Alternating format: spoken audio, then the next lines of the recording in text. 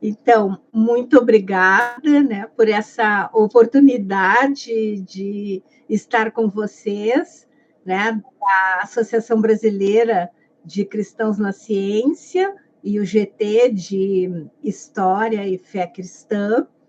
E também eu quero agradecer ao Ismael Wolff, o Rafael da Gama, ao Breno Mendes, a você, Beatriz, Ana Beatriz Bittencourt, e a dois queridos ex-alunos que eu sei que são participantes ativos no GT, que é o Tiago Kiffer e o Jonatas Carati. E meu boa noite, né, a todos e todas que vão, né, nos assistir aí no dia 21. Então, é uma alegria compartilhar essa mesa com o professor Rui Luiz Rodrigues, cuja trajetória intelectual e compromisso com a formação docente ajudam a pensar de maneira crítica o lugar da história na universidade contemporânea.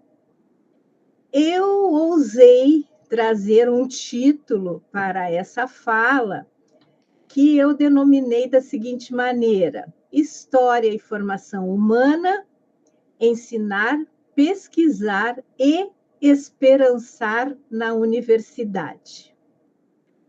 Esse tema que nos reúne nessa noite, ensinar história em diferentes contextos, desafios e possibilidades para além do lugar comum, nos provoca a olhar para o ensino universitário, não como um espaço neutro ou automático de transmissão de conhecimento, mas como um território de disputas, de sensibilidades, responsabilidades, éticas e construção de sentidos. Eu vou lançar uma pergunta que é muito desconfortável. O que significa estudar história hoje, afinal, dentro da universidade? Parece uma pergunta óbvia, né, para historiadores. Afinal, a universidade é tradicionalmente o lugar de produção de conhecimento histórico, da pesquisa especializada, da formação de pesquisadores, da formação de professores. Contudo, justamente talvez por habitarmos esse espaço há tanto tempo, algumas práticas tenham se naturalizado, a ponto de deixarem de ser problematizadas. Ou porque também não queiramos falar sobre essas práticas em função dos tempos em que estamos vivendo. Em muitos casos, ainda carregamos uma concepção de ensino superior marcada pela centralidade da exposição oral, pela hierarquização rígida do saber e pela ideia de que ensinar história consiste prioritariamente em transmitir conteúdos produzidos pela pesquisa acadêmica. Mas a sala de aula universitária mudou e vem mudando numa grande velocidade. Mudaram os estudantes, mudaram as formas de acesso ao conhecimento, mudaram as sensibilidades sociais, as disputas em torno da memória, da verdade e da autoridade científica. Mudaram também os modos pelos quais os sujeitos constroem sua relação com o passado.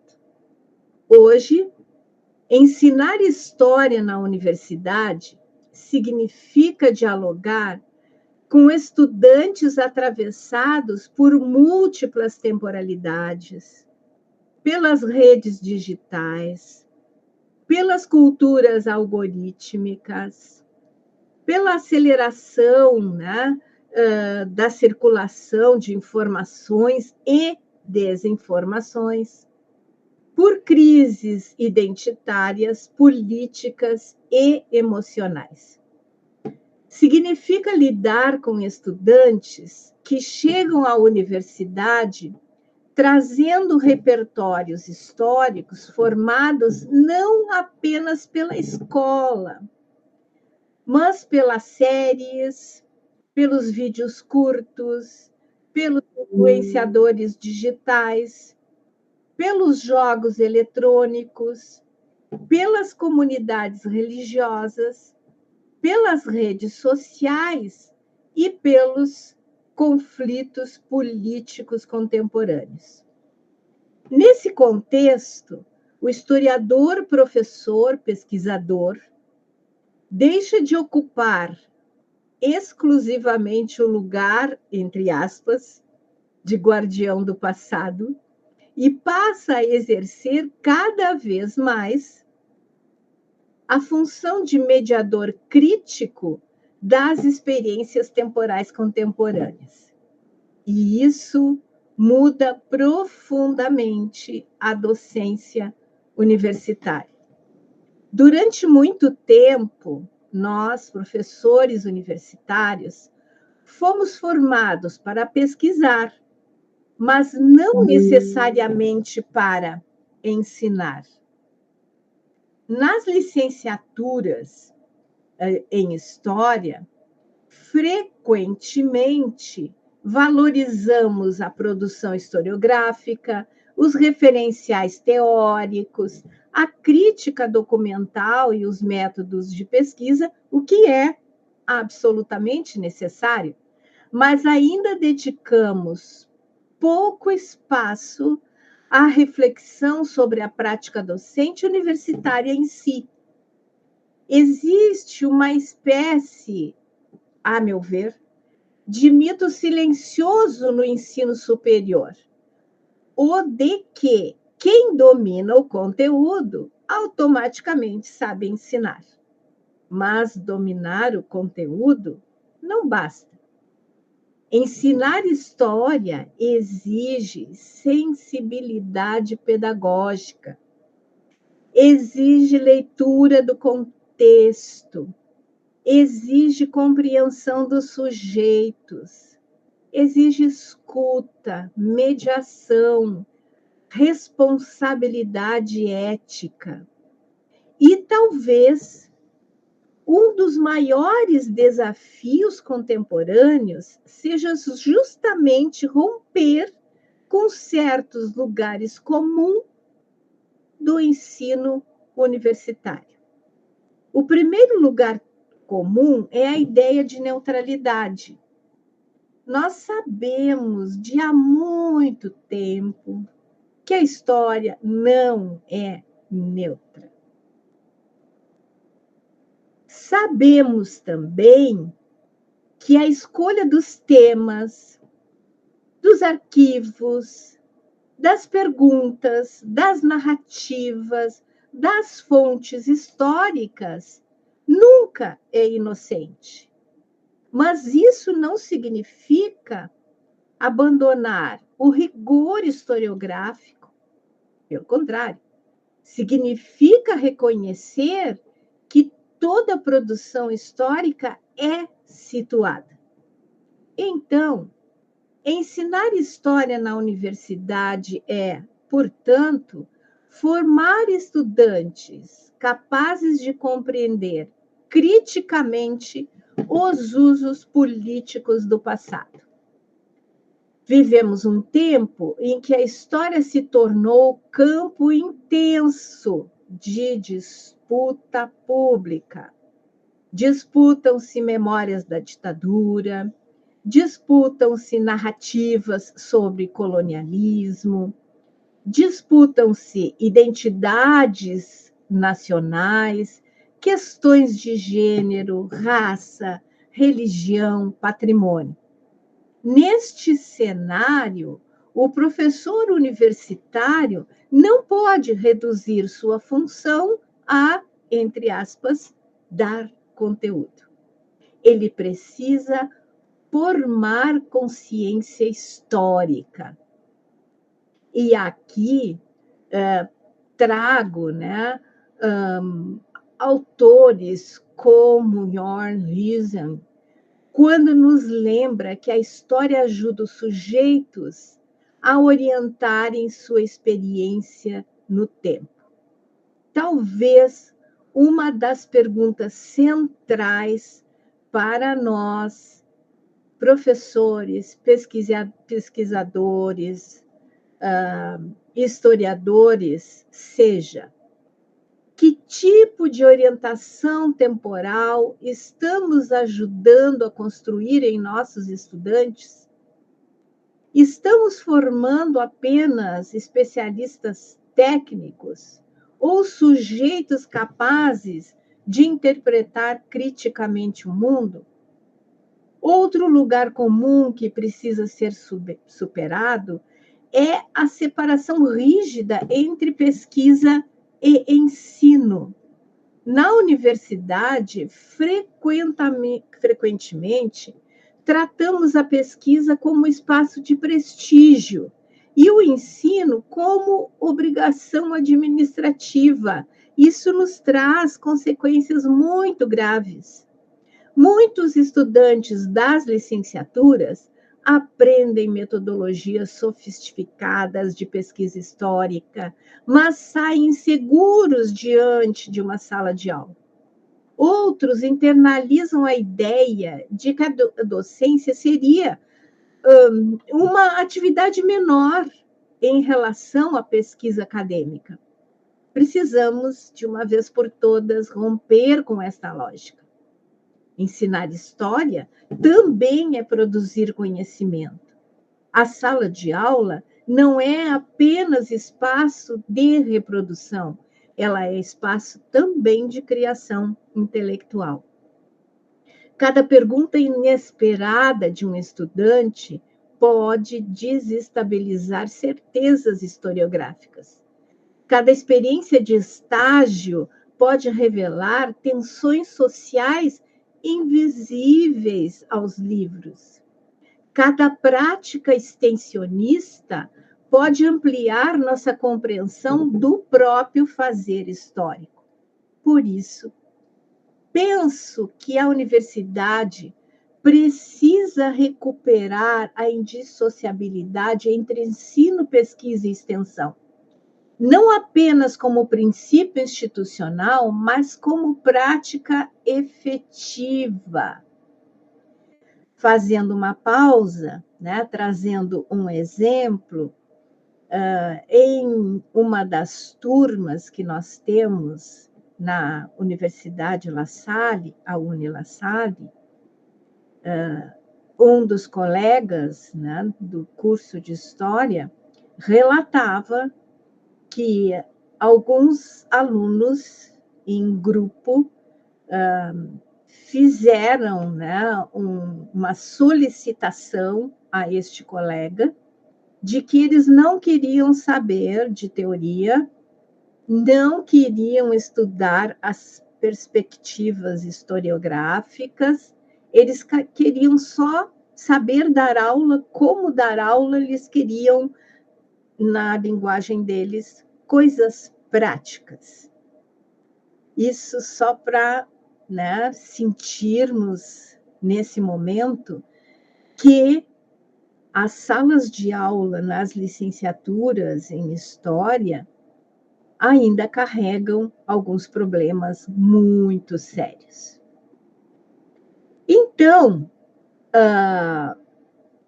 quando futuros professores entram em escolas públicas, em museus, arquivos, comunidades periféricas, movimentos sociais, espaços religiosos ou projetos culturais, eles descobrem que o ensino de história não acontece em abstrato.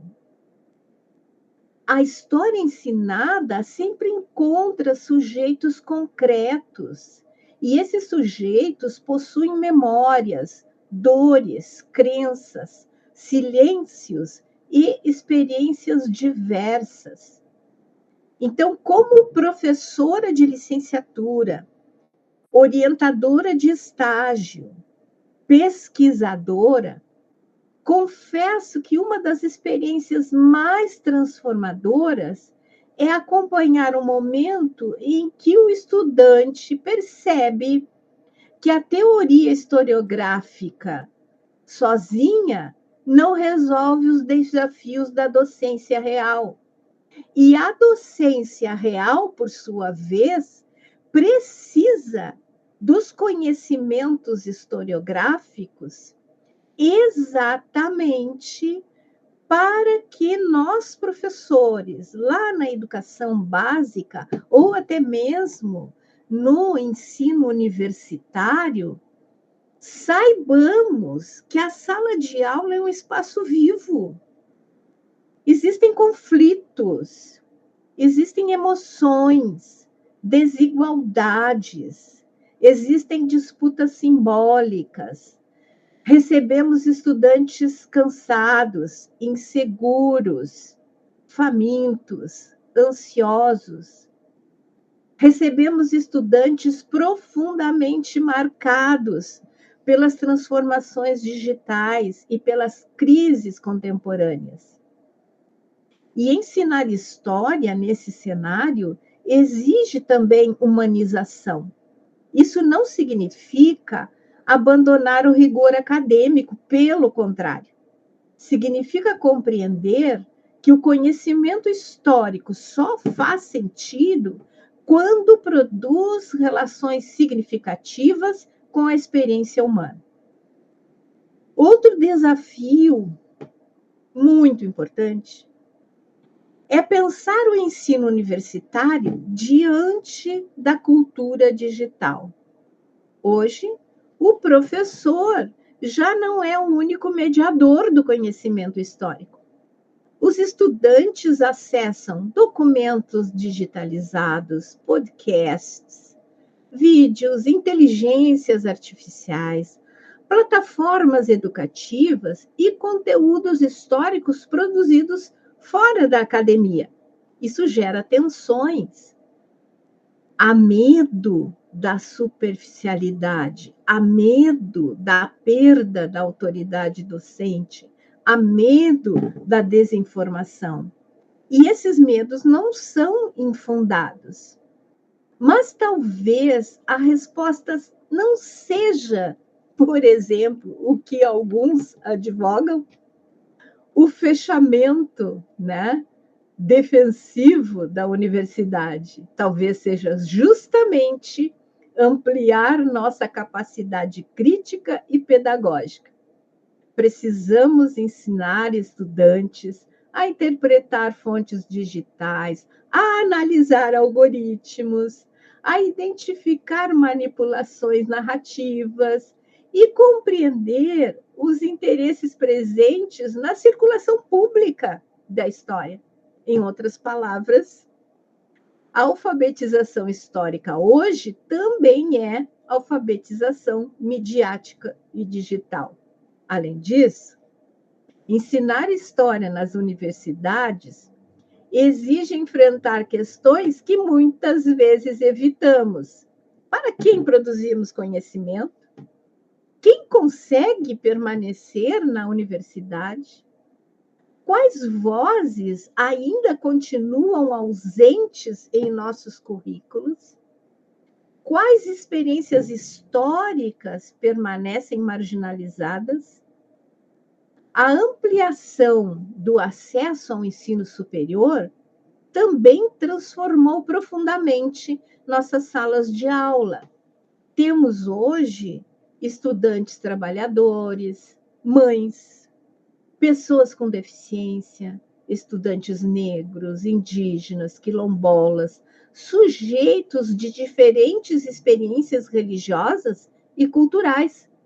Isso exige revisão curricular, exige revisão metodológica, exige revisão das próprias relações de poder no interior da universidade. Talvez um dos maiores desafios do professor universitário contemporâneo seja aprender a ensinar sem reproduzir formas autoritárias de produção de saber. E aqui há algo fundamental.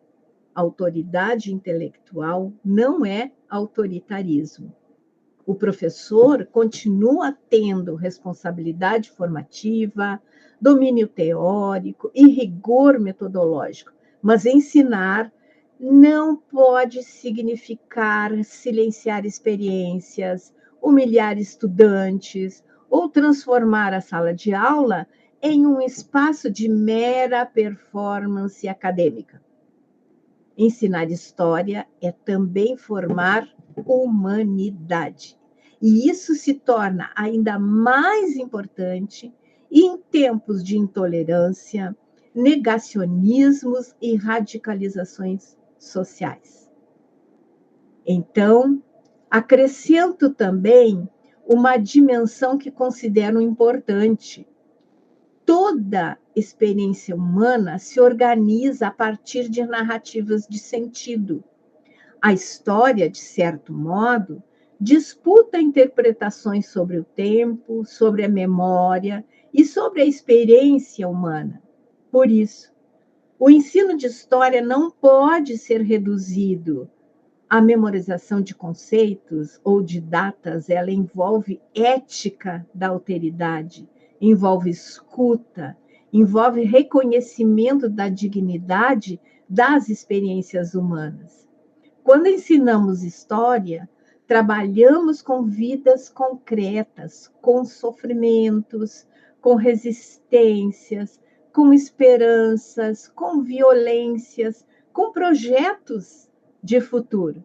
Talvez por isso a docência em história seja profundamente uma prática de responsabilidade pública. E aqui retorno ao tema da mesa.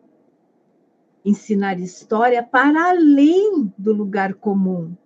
Isso talvez signifique superar a aula centrada exclusivamente na transmissão, romper a separação artificial entre pesquisa e ensino, compreender os impactos das culturas digitais, valorizar a extensão e os territórios sociais, reconhecer a pluralidade dos sujeitos universitários, formar consciência histórica crítica, humanizar as relações pedagógicas, compreender o ensino como prática ética e política.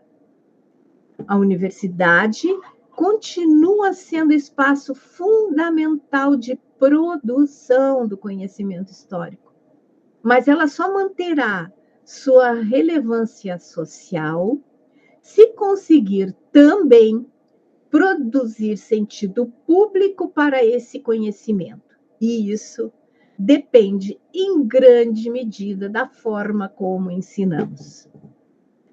Concluo com uma reflexão final. Talvez o maior desafio contemporâneo não seja apenas ensinar história.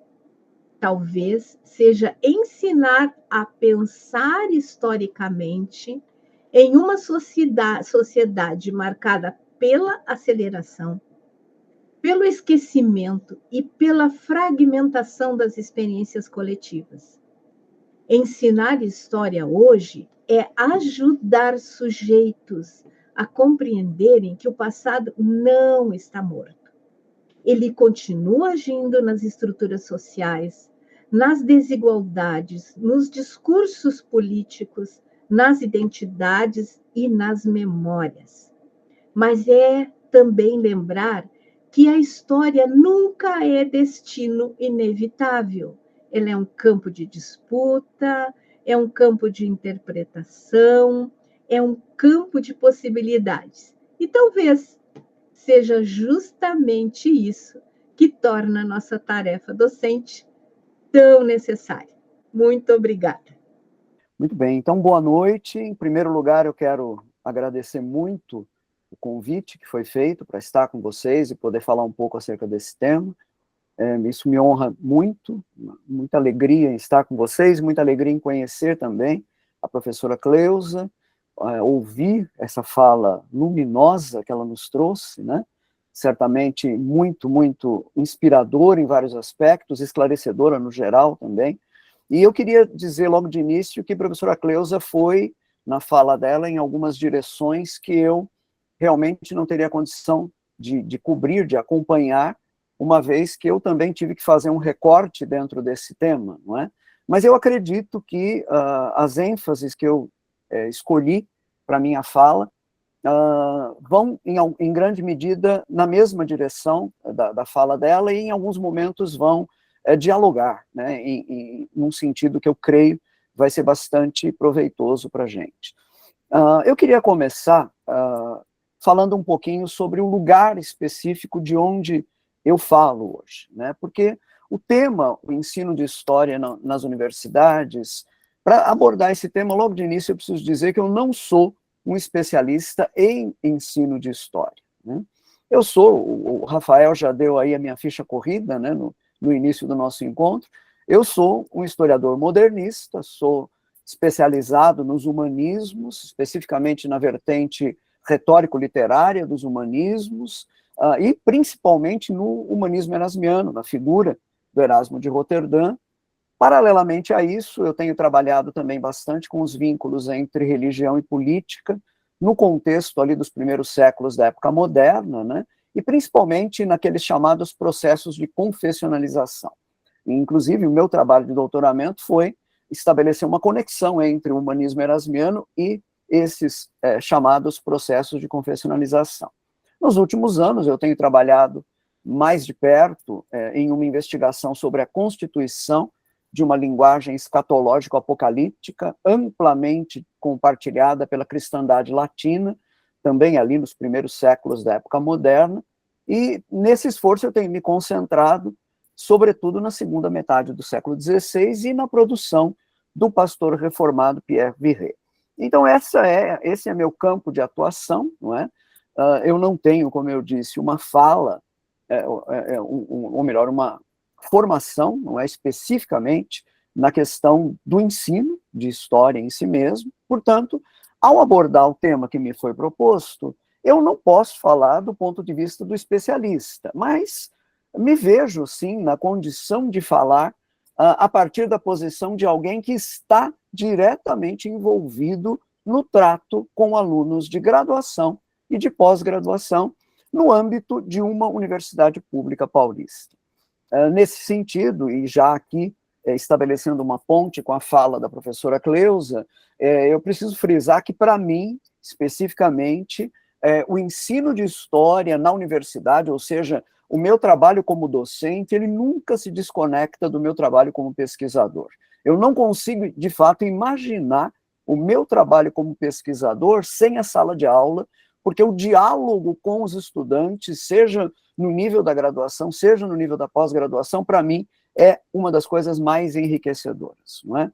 Então, eu acredito que mesmo não tendo uma formação de especialista no que diz respeito a ensino de história, o meu lugar do não especialista não é tão assim do não especialista, porque eu estou envolvido com essa prática, não é, de forma cotidiana, né?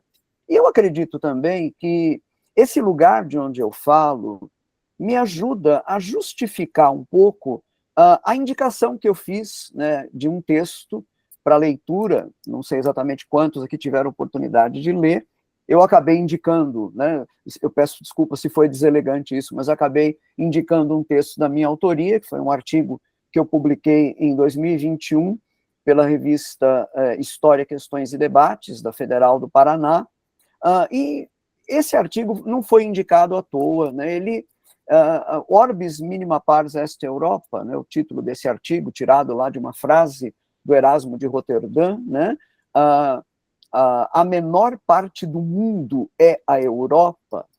Bom, esse artigo em si, ele foi escrito por mim a partir da constatação de alguns desafios que eu vejo hoje relacionados ao próprio trabalho do ensino de história na universidade, e também a partir de algumas perplexidades que esses desafios tem colocado para mim particularmente, né? Então, eu acredito que a leitura, espero eu, que ela não tenha sido totalmente desinteressante para vocês, e espero também que ela ajude a construir alguma coisa em termos aqui daquilo que nós estamos tentando, sobre o que nós estamos tentando refletir no nosso encontro de hoje. Eu queria organizar essa minha fala a partir de 3 itens que, na verdade, apontam para esses desafios que eu estou enxergando no tema ensino de história nas universidades, não é? E, ao mesmo tempo, esses itens sublinham também a minha perplexidade. Então, ao mesmo tempo em que eu estou trazendo aqui alguma coisa que vem da minha própria prática cotidiana como docente, eu queria também que vocês compreendessem um pouco esse caráter pessoal da minha fala, porque quando eu falo de perplexidade, eu estou falando de fato de coisas que me inquietam, que me preocupam, que me deixam, às vezes, sem saber ao certo como agir diante da realidade que nós encontramos no nosso dia a dia como professores, como docentes. São 3 itens, então, e o primeiro deles é a mudança no perfil de interesse dos nossos alunos. Eu peço desculpas, eu não fiz nenhuma apresentação, nenhum PPT, espero que isso não seja um problema, né? Vou exigir bastante aí as habilidades auditivas de vocês hoje, né? Mas, enfim, né, o meu primeiro item seria esse, a mudança no perfil de interesse dos nossos alunos. O que eu quero dizer com isso? Bom, durante a minha formação como historiador, que aconteceu na Universidade de São Paulo, ali no início dos anos 2000, a grande maioria dos alunos que faziam graduação em História tinham como alvo principal a pós-graduação e a pesquisa. É verdade que mesmo nesse tempo e nesse contexto, o interesse pela formação com vistas à atuação como professores e professoras do ensino fundamental e médio já existia, até mesmo como uma estratégia de sobrevivência para aqueles que pretendiam, no futuro, se dedicar à pesquisa e à docência universitárias. Nesse sentido, o Departamento de História da FEFELESH-USP, onde eu me formei, ele já tinha, aliás, uma tradição estabelecida, né?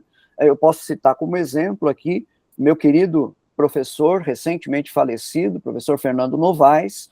Quando o professor Fernando era docente de História Moderna ali na FEFELESH-USP, nos anos 60 e 70, ele costumava sempre articular os seus cursos de História Moderna com seminários que visavam prioritariamente preparar os alunos para a docência nos níveis fundamental e médio. Então, essa preocupação já existia ali, já havia ali uma tradição com relação a isso.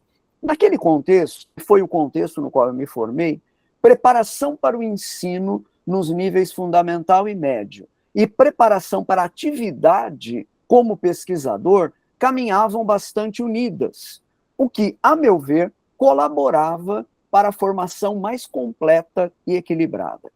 Nos últimos 30 anos, eu diria que o aprofundamento do trabalho teórico-metodológico em ensino de história tem cooperado para reivindicar uma maior valorização dessa formação docente em detrimento do trabalho de pesquisa. Eu diria que, sem dúvida, há aspectos importantes nesse aprofundamento, embora um dos resultados desse processo, o estabelecimento de uma clivagem entre formação do professor e formação do pesquisador, seja, para mim, algo bastante negativo. Nos últimos 8 anos, eu tenho notado entre os alunos que ingressam em nossos cursos de graduação em História um interesse cada vez maior pela docência nos níveis fundamental e médio. Grande parte dos alunos que entram, por exemplo, ali no Departamento de História do IFISH Unicamp, já enxergam a docência nos níveis fundamental e médio não como um trabalho temporário, enquanto preparam as suas dissertações de mestrado, suas teses de doutorado, mas como destino final da sua trajetória profissional. Eu acredito que essa é uma mudança muito importante que tem acontecido, e quando eu falo de 8 anos para cá, eu estou falando a partir da minha experiência, porque eu sou docente da Unicamp desde 2013, nos primeiros 5 anos de docência ali eu não notava isso, mas de 8 anos para cá, isso ficou muito mais visível. E eu acho que há alguma coisa muito promissora nisso. E a coisa promissora é justamente a possibilidade de nós enviarmos às redes de ensino públicas e privadas professores e professoras formados com altíssimo grau de excelência. Não é possível que a gente continue simplesmente se lamentando sobre como o ensino fundamental e médio se apresenta deficitário no nosso país, não é? Seja aí pelo sucateamento a que a gente assiste, com raríssimas exceções, nas redes públicas, seja pela ênfase produtivista no vestibular que nós verificamos existir nas redes privadas de ensino. Eu acredito que, para além de lamentação, nós precisamos acreditar que esses estudantes que nós estamos trabalhando para formar serão capazes de trabalhar pela reversão desse estado de coisas no futuro. Então, para mim, esse cenário é muito promissor. Mas, ao mesmo tempo, essa mudança no perfil de interesse dos nossos alunos coloca um grande desafio para nós, docentes universitários de história. Muitos de nós nunca tivemos experiência de sala de aula, e aqui eu falo em termos de aula nos níveis fundamental e médio, né? Ou então, a tivemos em escopo bastante reduzido. Alguns de nós, como é o meu caso particular, nem sequer cursamos licenciatura. Do bacharelado, eu fui direto para o doutorado, não fiz licenciatura, então eu estou naquela situação curiosa, né? Eu ajudo a formar professores e professoras para o ensino fundamental e médio, mas eu mesmo não tenho condições de dar uma aula no ensino fundamental e médio se eu precisar disso, porque eu não tenho licenciatura, né? Então, diante disso, como nós podemos cooperar com os nossos alunos que cada vez mais desejam se preparar para uma atuação mais efetiva na docência nesses níveis básicos? Particularmente, eu tenho tentado procurar abrir espaço nas disciplinas obrigatórias que eu ministro, que são História Moderna 1, História Moderna 2, né, disciplina de graduação. Eu tenho procurado abrir espaço para discussão de temas e situações ligadas ao ensino de história nesses níveis. Eu já propus trabalhos de conclusão de semestre voltados, por exemplo, para a crítica de material didático. Eu já realizei exercícios de preparação de planos de aula sobre temas de história moderna. E neste semestre, no curso de História Moderna 1 que eu estou ministrando, eu planejei uma aula-debate a ser conduzida por um orientando meu, que é professor na rede pública e é aluno do nosso mestrado profissional em ensino de história, não é? Ele deve conduzir uma aula-debate sobre o ensino de história moderna nos níveis fundamental e médio. Se a greve atual que está acontecendo nas universidades estaduais paulistas nos permitir, se ela terminar a tempo, eu espero que nós ainda tenhamos condições de desenvolver essa atividade. Agora, por outro lado, né, vejam aqui, eu estou colocando os esforços que eu estou tentando fazer no sentido de ajudar a atender essa demanda. Mas, por outro lado, eu creio que seria um grande equívoco fazer dessa preocupação de nossos estudantes, ou seja, a preocupação com a formação adequada para atuarem como professores e professoras das redes de ensino fundamental e médio, eu creio que seria um grande equívoco fazer dessa preocupação o foco prioritário do nosso trabalho. Em primeiro lugar, porque os nossos estudantes também dependem, para a sua formação, daquilo que é ministrado nas faculdades de educação. Desde os meus tempos de graduação, eu ouço reclamações sobre as disciplinas obrigatórias que são cursadas pelos estudantes de história nas faculdades de educação. A reclamação mais frequente que eu ouço é: lá tem mais teoria do que prática. Eu vou me abster de efetuar esse julgamento, um julgamento dessa questão, porque eu não tenho competência para isso, mas eu não creio que, em função disso, os nossos cursos de graduação, notadamente as disciplinas obrigatórias que a gente ministra nos cursos de graduação, devam se tornar os locais onde as lacunas eventualmente deixadas pelas faculdades de educação serão preenchidas. Mais de uma vez eu tenho dito aos meus alunos o que eu percebo ser um equívoco da parte deles, né?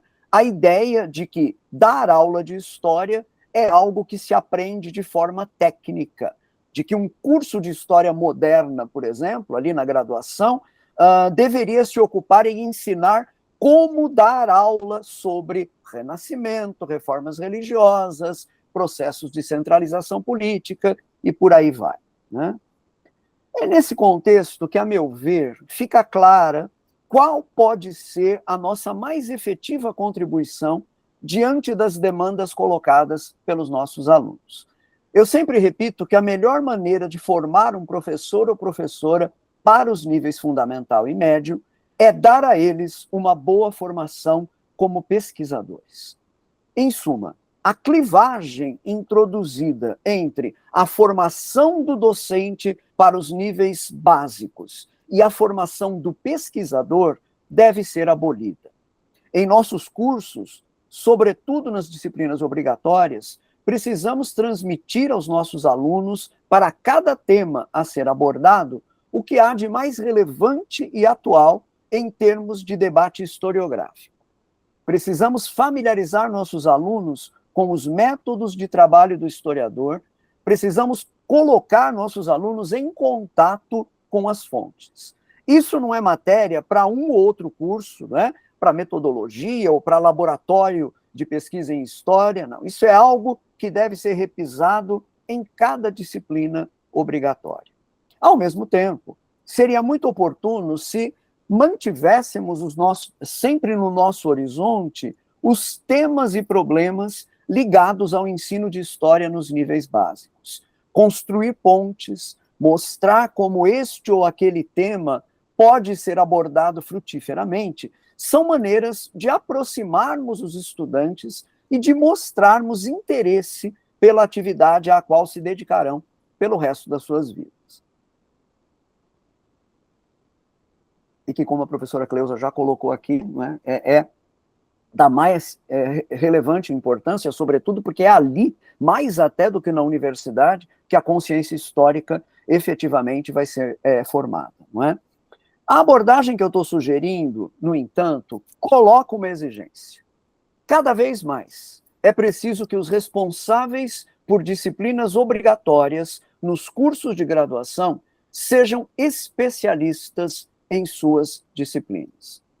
Como especialista em temas ligados à história moderna, eu não me sinto habilitado a ministrar um curso de história antiga ou de história medieval. Eu não ouso me manifestar sobre temas posteriores ao século XIX, ao início do século XIX. O máximo que eu chego ali é no finalzinho do período napoleônico, em 1815, né? Embora eu saiba que a situação real está bastante longe desse ideal, afinal, a gente vive numa realidade em que a própria CAPES trata, por exemplo, história moderna sempre em conjunto com história contemporânea, né? A CAPES tem lá uma rubrica só para história moderna e história contemporânea, o que para mim é um problema, né? Então, sei que estamos longe do ideal nisso, mas eu creio que esse é um tema para o qual nós devemos atentar.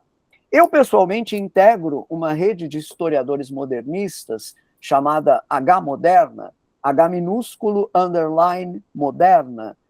É uma rede que tem como uma das suas preocupações trabalhar para que as vagas para professores de história moderna nos cursos universitários de história sejam preenchidas por historiadores com essa formação, e não historiadores, de repente, especialistas em Brasil no século XX, por exemplo, dando aula de história moderna. Eu creio que esse é um ponto que precisa muito do nosso trabalho daqui para o futuro, justamente para que nós possamos oferecer aos nossos alunos de graduação uma formação mais excelente.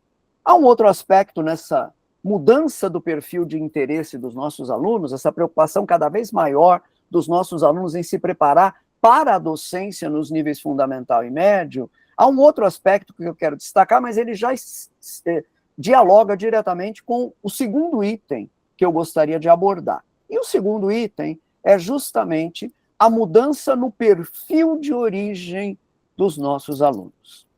Meu primeiro item tratou da mudança no perfil de interesse dos alunos, agora eu quero falar da mudança no perfil de origem desses nossos alunos.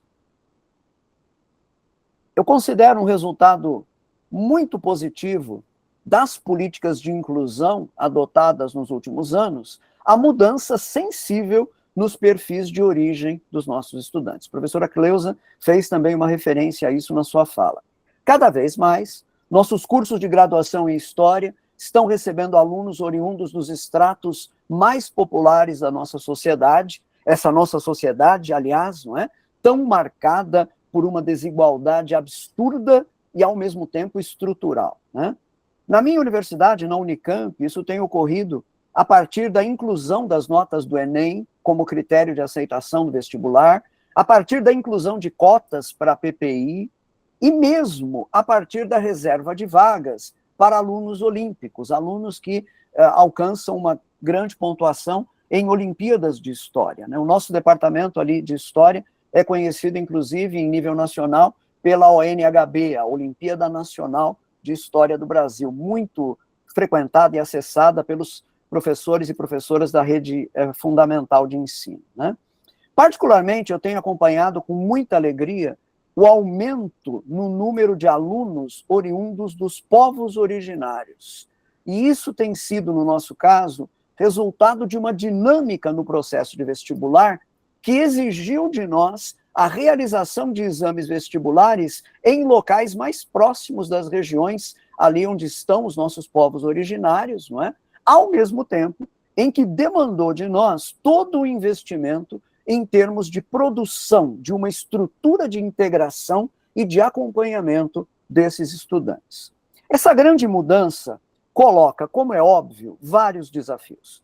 E um que se relaciona diretamente ao nosso tema é justamente o fato de que muitos desses estudantes receberam uma formação inadequada em termos de conhecimentos históricos em suas escolas de origem. Ao tratar, então, de temas canônicos de história moderna, por exemplo, não podemos mais pressupor que os alunos conheçam minimamente os principais nomes e fatos relacionados, por exemplo, às reformas religiosas do século XVI, ou que os alunos consigam situar cronologicamente Giotto e Michelangelo no cenário do Renascimento, né? Não dá para pressupor mais isso. E com isso, as nossas disciplinas obrigatórias, né?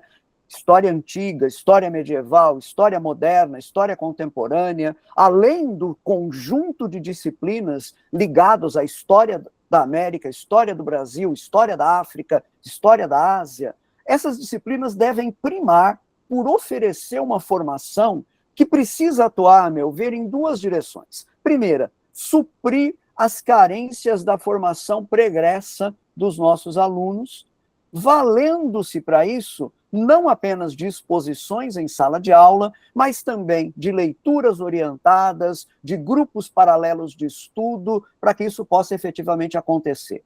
E uma segunda direção é oferecer a esses alunos uma formação de ponta, uma formação de qualidade em cada área específica.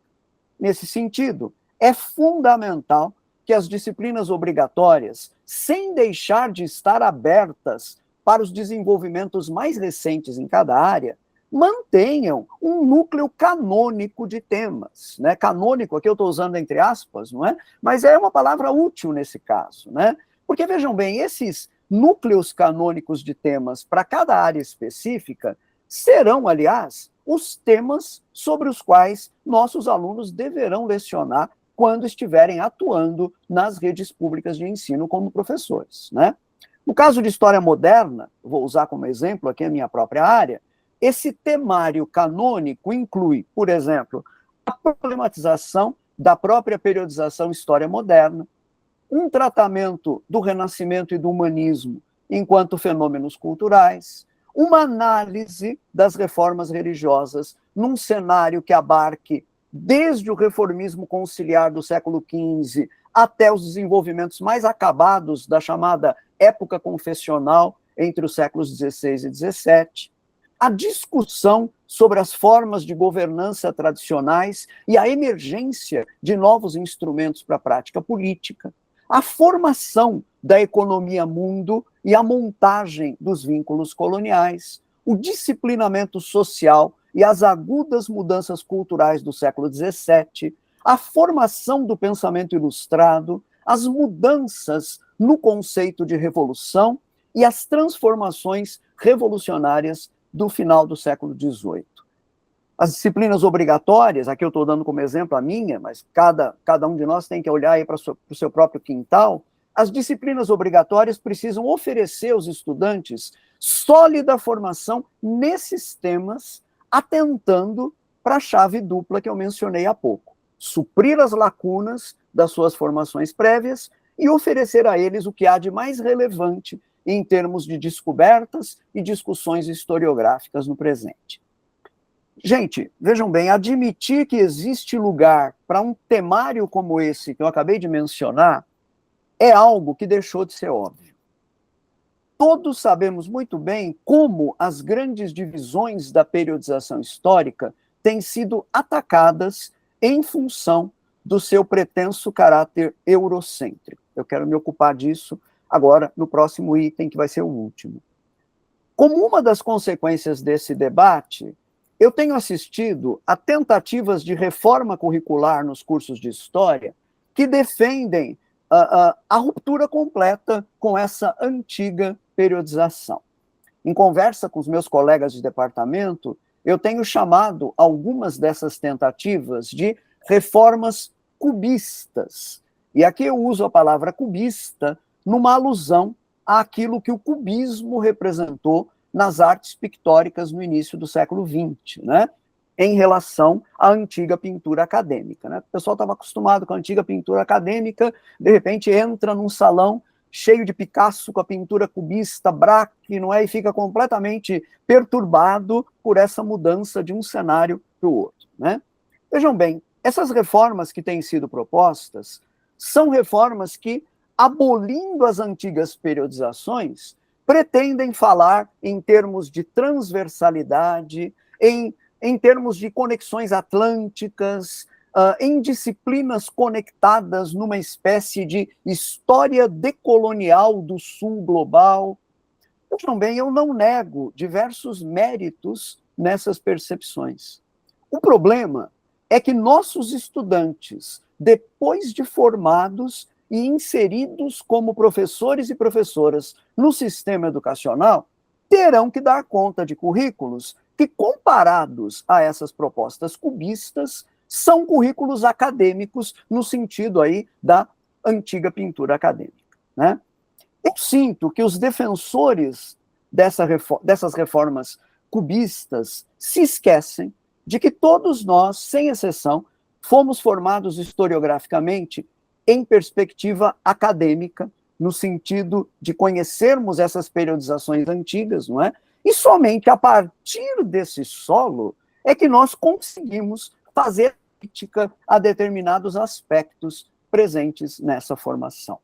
Novas propostas e novas abordagens historiográficas são necessárias e bem-vindas e devem ser discutidas e apresentadas aos alunos, mas de maneira a garantir que eles tenham o contato necessário também com as interpretações anteriores, até para que essas novas abordagens sejam minimamente compreensíveis. Num contexto de formação inadequada, como é hoje a realidade de muitos dos nossos estudantes que chegam até nós na universidade, isso se torna ainda mais necessário. Finalmente, e em conexão direta com isso, eu quero apresentar rapidamente o meu último ponto. E eu coloquei como título no meu último ponto apenas isso, sobre a legitimidade dos temas ligados à história moderna. E aqui eu peço licença para talvez colocar muito dessas minhas perplexidades atuais também e, ao mesmo tempo, justificar um pouco melhor o texto cuja leitura eu sugeri para vocês. Eu confesso, gente, que defender a legitimidade dos temas ligados à história moderna é uma luta na qual eu me encontro pessoalmente empenhado. Isso não era um problema durante a minha formação, quando me consagrar ao estudo de temas ligados à época moderna, com vistas a me tornar um modernista, era algo que era visto como algo normal, né? Algo visto com respeito. Agora, nos últimos anos, isso se tornou, sim, um problema. E eu creio que desafio semelhante ao meu estão sendo enfrentados pelos nossos colegas que lidam com história antiga, com história medieval, e mesmo os nossos colegas que lidam com história contemporânea. Porque, na verdade, o problema tem a ver apenas com o seguinte: para alguns ânimos mais exaltados, é preciso apagar a história tida como europeia. A própria periodização tradicional, em 4 grandes épocas, é entendida como resultado de um olhar eurocêntrico e, portanto, é algo que precisa ser desconsiderado. E vem daí, a meu ver, a febre pela reforma cubista, por uma história que não apenas provincialize a Europa, como defendia anos atrás o Dipesh Chakrabarty, mas que efetivamente apague a Europa. E assim, esse apagamento, né, com esse apagamento, pretende-se a vingança pelos apagamentos que a Europa teria produzido historicamente. Meu esforço nesse texto, cuja leitura eu indiquei a vocês, foi no sentido de provocar uma reflexão mais cuidadosa acerca disso. Europa era uma palavra pouco usada nos séculos XV e XVI.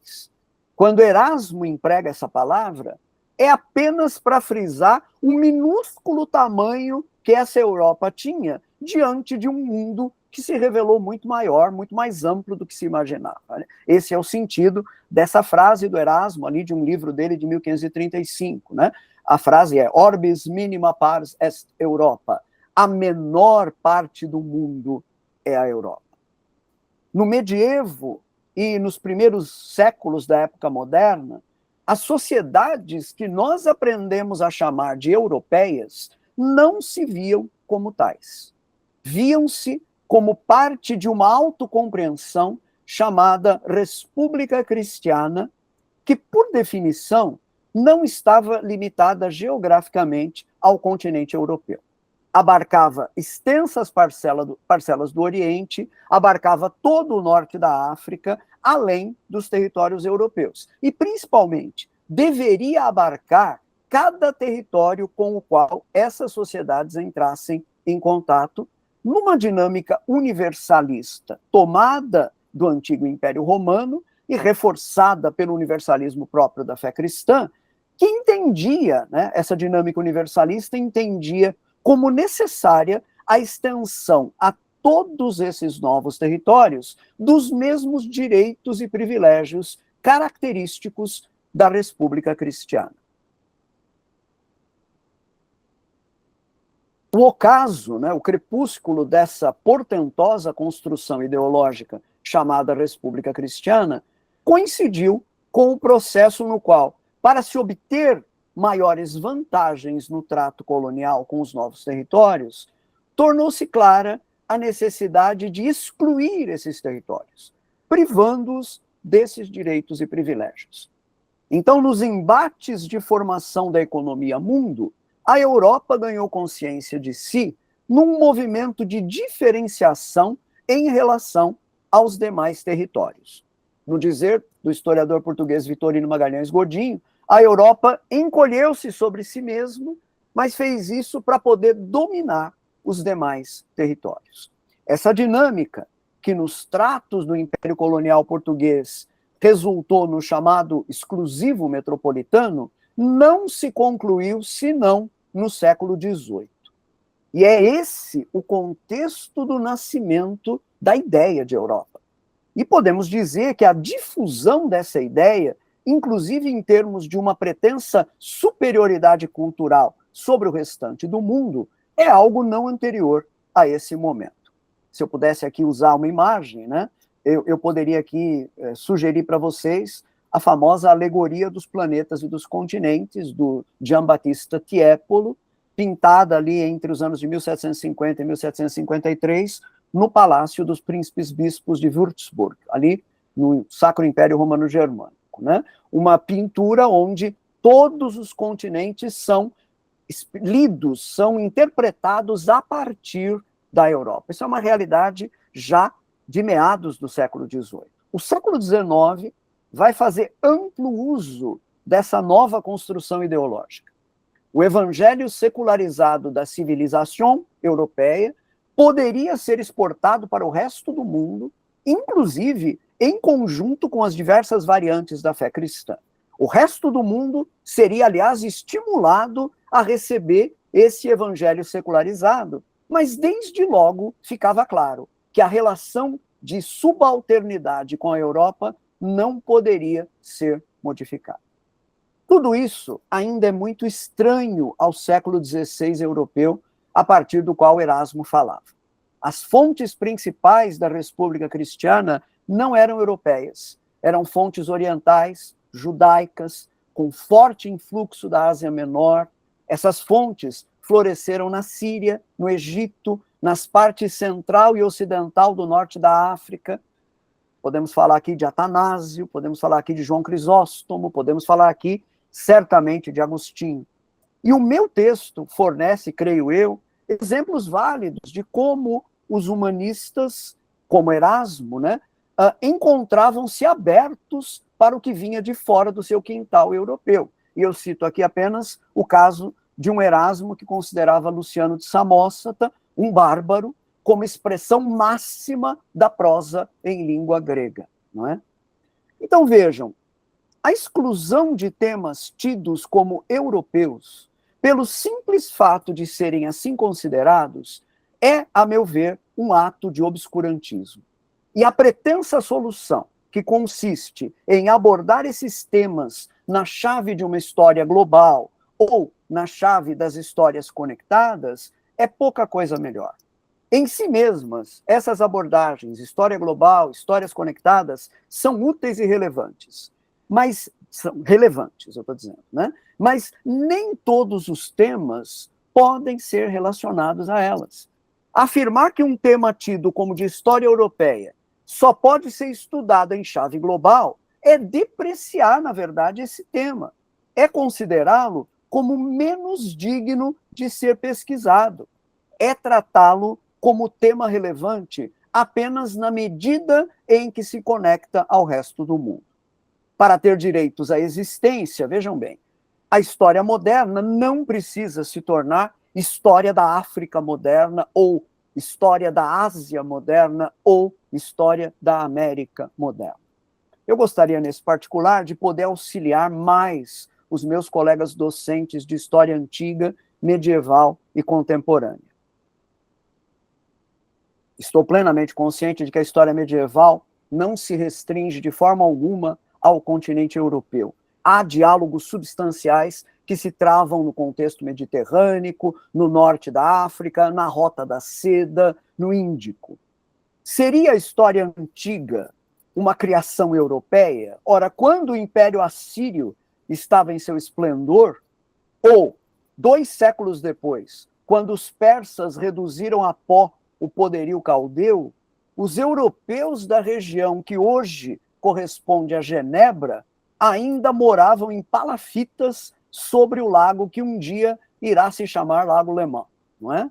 Um tema de história medieval deveria ser excluído porque ele lida com os frísios lá no norte da Europa do século VIII, ou porque ele lida com os senhorios austríacos do século XII, sem qualquer ligação com a Ásia, com os mouros, com os africanos. Como docente e pesquisador de história moderna, eu tenho que me ater aqui ao meu período, né? Como eu disse, eu gostaria de poder ajudar mais os meus colegas das outras áreas também, mas aí a minha possibilidade é muito limitada. Eu diria, para encerrar, que acusar os temas da história moderna de eurocêntricos é uma grosseira imprecisão. Até porque não há temas eurocêntricos. Há olhares eurocêntricos. Um tema de história da África pode ser tratado de maneira eurocêntrica, enquanto o estudo do humanismo erasmiano, por exemplo, pode estar isento desse crime, não é? A época moderna foi marcada, no dizer do historiador Sérgio Gruzinski, por intenso contato entre as 4 partes do mundo, que pela primeira vez são colocadas todas juntas em intenso colóquio. Isso faz com que os temas da história moderna possuam sempre repercussões de natureza global. Nesse sentido, aquilo que se passou com Calvino em Genebra a partir de 1536 repercutiu em lugares tão distantes quanto o Nordeste da América Portuguesa ou o Sudoeste Asiático.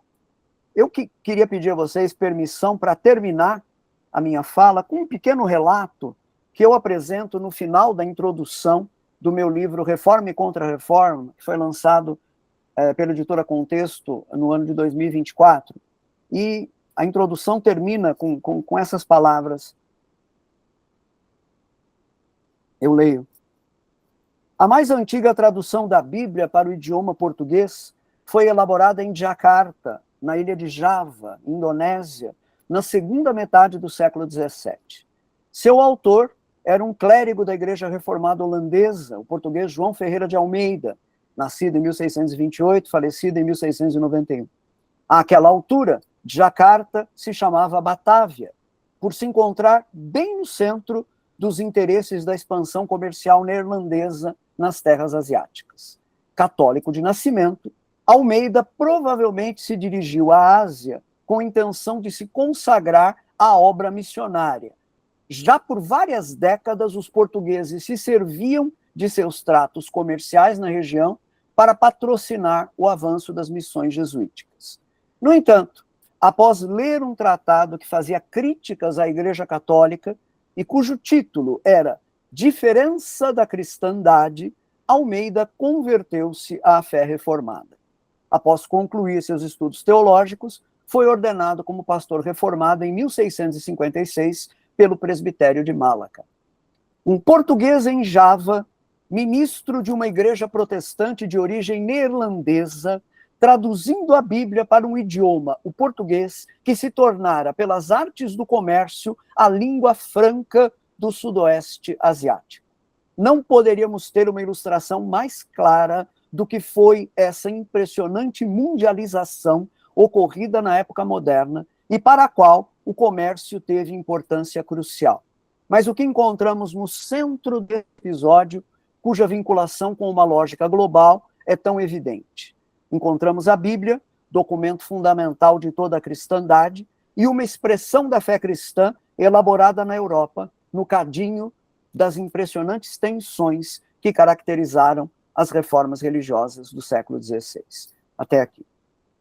Eu pergunto, seria preciso mais para demonstrar a relevância global de um tema canônico de história moderna, como é o caso das chamadas reformas religiosas do século XVI? No entanto, eu acho importante terminar reforçando que mesmo um tema desprovido das mais remotas conexões com o restante do mundo continua sendo um objeto válido de pesquisa. Por fim, creio que trata-se de, para além do atrelamento enraivecido a determinadas agendas do presente, trata-se, a meu ver, de recuperarmos a capacidade do diálogo e da troca de ideias. Eu não desejaria que os temas ligados à história moderna se tornassem outras tantas estátuas do padre Antônio Vieira a despertarem a ira dos que, não satisfeitos em tentar compreender o passado, desejam reescrever o passado. Muito obrigado, uma boa noite.